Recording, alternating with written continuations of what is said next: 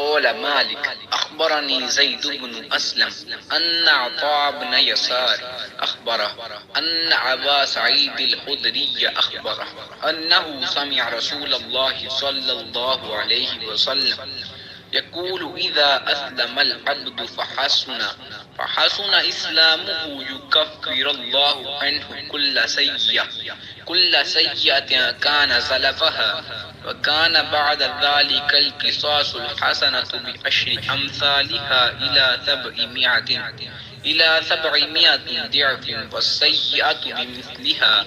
إلا أن يتجاوز الله عنها۔ عظیم تر ہے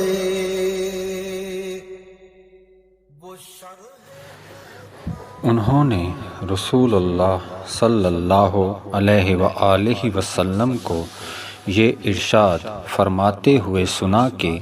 جب ایک بندہ مسلمان ہو جائے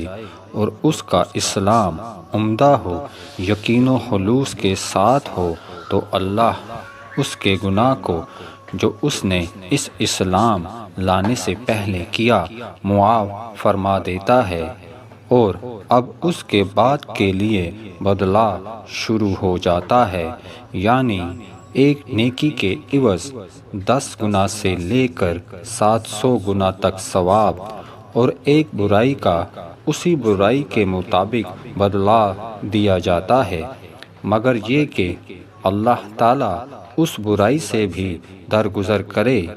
اور اسے بھی معاف فرما دے، یہ بھی اس کے لیے آسان ہے۔